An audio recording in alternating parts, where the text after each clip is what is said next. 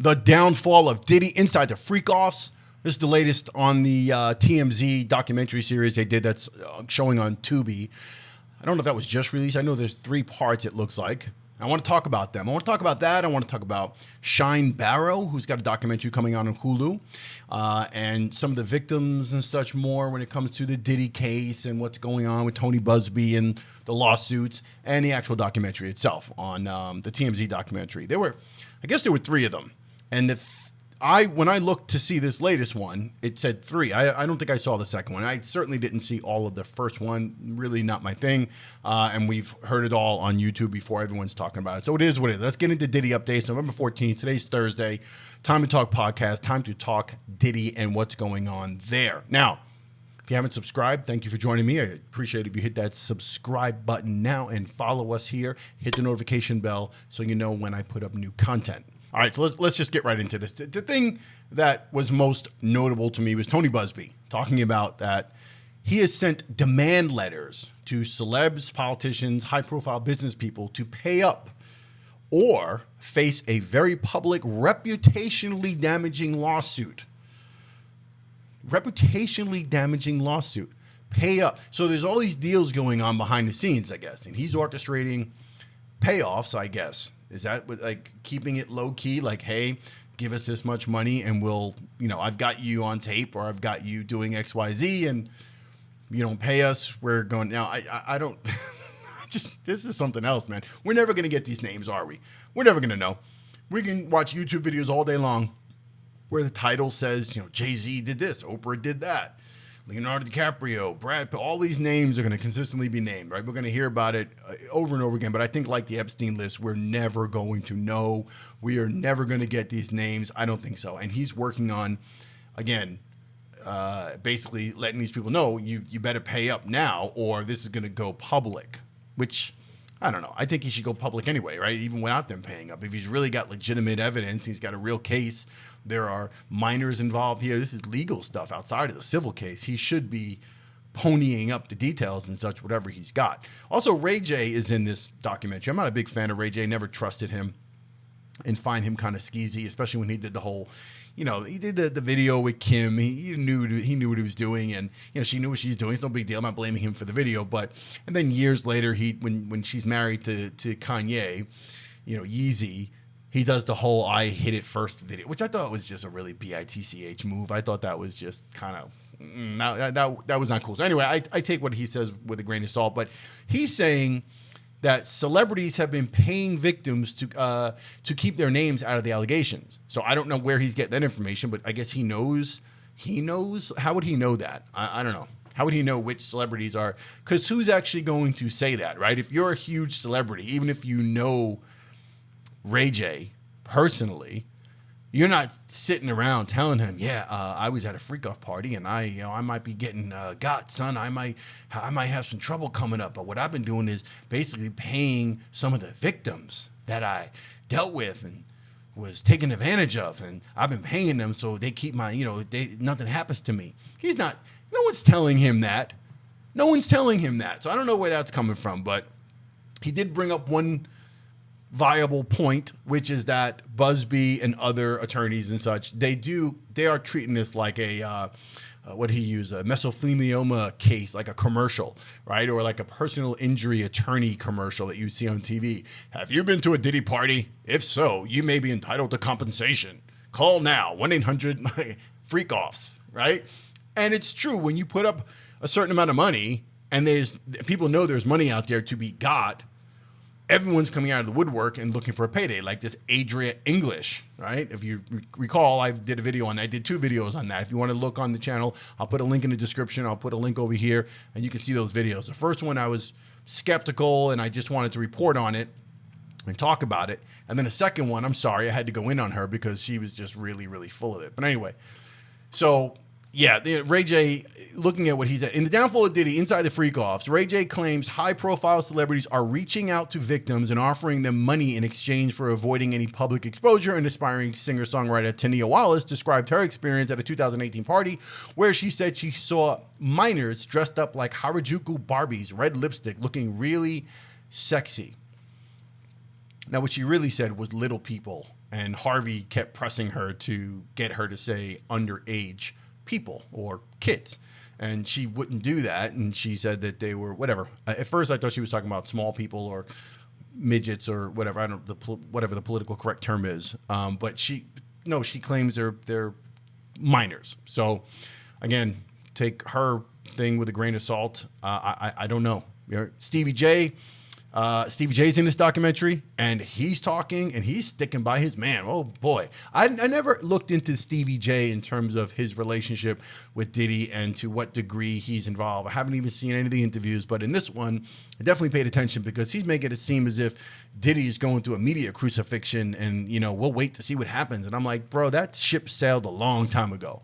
When we all saw Cassie getting, her ass whooped on that tape by your man there, we knew what was up, right?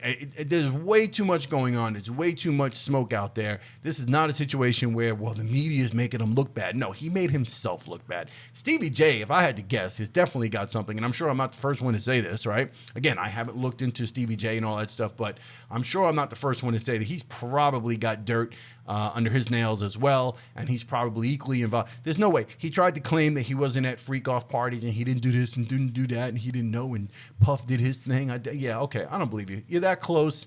You've been close for a long time. I do not believe him whatsoever. But let's leave that documentary alone now. Let's leave Diddy alone. Let's get into another Diddy associate, a Diddy situation with Shyne Barrow, who has a documentary coming out on Hulu, The Honorable Shyne.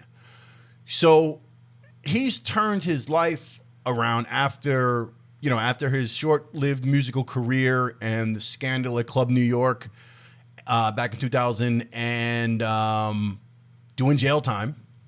He's turned his life around now, and he's working in Belize. He's in government in Belize and doing his thing. I was kind of impressed with that. Because realistically, we don't know Shyne for anything other than that one song when he first came out, and it was so close to the point where where Biggie had passed, a couple of years passed, and it was sort of like, oh, who's this guy? He sounds like Biggie, and everyone was scrambling to get him, and apparently Diddy wound up getting him signed to Bad Boy, and it was the thing that was like, oh, this is the imitation Christopher Wallace, Biggie, Notorious B.I.G. And people met it with a certain amount of like, that's not going to work. And some people embraced it. Like, yeah, the kid got skills. He just happens to sound like, Biggie, got that voice and similar cadence. But he's on with Stephen Smith on an interview. I thought it was interesting that he tried to not discuss the Club New York. Like, he tried to not discuss Diddy. And he's trying to make it all about his government stuff now, and his time in Belize and what he's doing and trying to be very, very, professional about it. And I'm like, dog, nobody really wants to hear about. I mean, I applaud him and I'm glad to see he's doing what he's doing. And especially in his country, it's freaking fascinating and amazing. But realistically, and I think Stephen Smith pointed out the same thing, from a media perspective, entertainment perspective, I'm sorry, you're not going to come on shows and be able to avoid the discussion about Diddy and all these other things. He talked about the Club New York incident. He did discuss it. As most of us know, and if you just look at the case and from his own mouth, he carried a gun. He did shoot somebody. He did shoot his gun. So him doing time, I'm not sure if it's a matter of he took the fall. I think a lot of people still believe that somehow Puff handed him the gun, or J-Lo, to keep J-Lo and him and Puffy out of trouble. So Shyne took the fall and admitted to it, but that's not really the case. He admits to having a gun. He admits to firing it. So the details of the case and who shot who, because there were 3 guns apparently in that situation, a bodyguard, and Diddy had one. Supposedly, all those details might be what they are, but I mean, he did time for what happened, right? You shouldn't be, whatever. I'm not going to get into all that. I'm not judging the brother. He did his time. It is what it is. But I thought it was interesting that he didn't really want to talk too much and kind of wanted to seem like he was so above it. And I'm like, dog. Then he mentions how he was talking about his rap career, and he's talking about how Diddy put him on, and he was grateful for that and what he learned during that time. Then he talked about the fact that, he was able to put out one of the greatest hip-hop albums of all time. Yeah, I'm not going to quite agree with that. What he said, he sold like 1 million units of that album. I'm not claiming that. I'm not saying album sales have anything to do with the quality of an actual record, but I am pointing out that I do not think that anybody would put Shyne's album, that first album, in the category of one of the greatest hip-hop albums of all time. Yeah, nah, my man. Not quite. Very proud of you, Shyne. I'm going to watch the documentary. I think it comes out November 18th. Let's take a look at the trailer for that, as a matter of fact. Let's see if we can look at the trailer on Hulu, which is coming out. I think it comes out November 18th. That comes out. Let's. Oh, there we go. Let's take a look at this. Oh, 1 second. Wait a minute. Everybody that heard me wanted to sign me.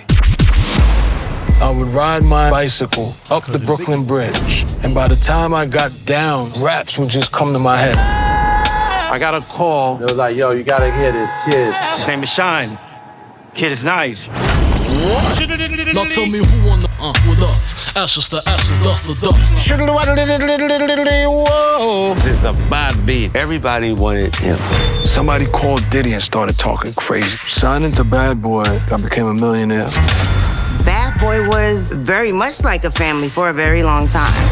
At this point, I'm with Puff all the time. I go to Club New York, we hanging out, and I think we're getting ready to leave. And then you hear Bad Boy.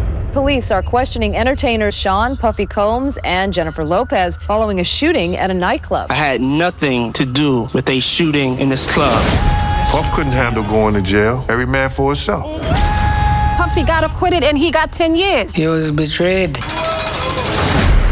I was absolutely set up to be the fall guy. One of the most difficult parts of it was watching everybody succeed. You know, watching 50. But I put out another album while I was there. he got bigger. I spent 10 years in prison, but I was able to move on. The trajectory of Shyne after that changed. There's a time to pivot. There's a time to transition. And that's how I got into politics. The politics just came naturally because that made me have a purpose. That's a beautiful thing when somebody finds their true purpose in life. This gentleman came with an aura around him, and everybody was drawn to him. Believes first. The Belizean people first. This story is unbelievable. Everybody's journey is different. Mine was 23 years. I sacrificed my career and life and family to be someone with humanity, with integrity, with honor.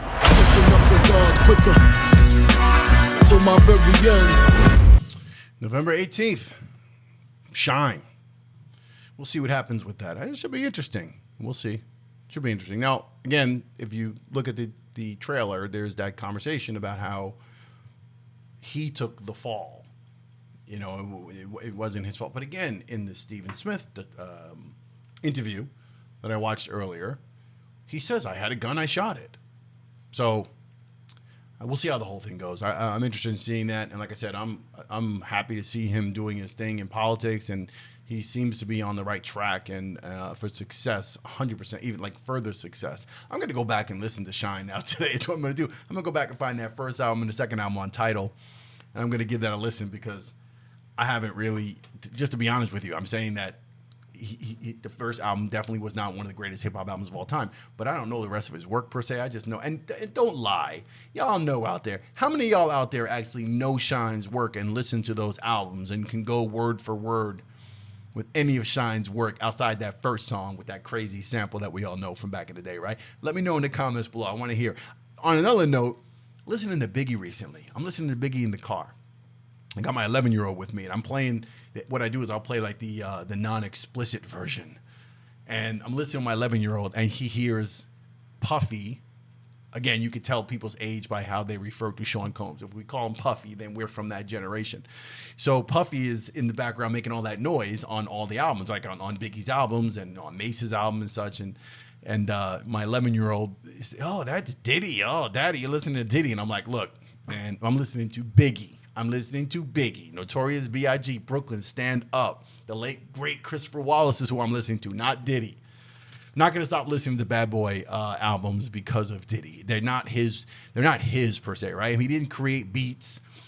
He's producer, but he didn't produce beats, and he's not singing. Well, he's on whatever, a couple of songs, but he's in the background. It's not like the R. Kelly situation. All right, I can still play Biggie in my car. I can still ride to Biggie and be perfectly fine. Not a big deal. And Mace and the Locks and whoever else. Anyway, Time to Talk podcast. I appreciate you guys being here. If you've not subscribed to the channel. Again, hit the notification bell. Hit like on this video so that the algorithm gets all excited about the channel and we start to grow. I'm almost 4,000 subscribers. We started maybe a month and a half, 2 months ago, trying to get up to 10,000 maybe by the end of November. For the holidays, let's get to 10,000. And then for next year, we'll get into 50,000, 100,000. We'll keep going. All right. Appreciate y'all being here. I'll see you on the next Time to Talk podcast. Let me know in the comments also if you saw the documentary, the 2B1 from TMZ regarding Diddy and the freak-off parties. Let me know if you plan on watching the Shyne one and what you think of Shyne and all that good stuff. And we'll get into it on another episode. Peace. Take care.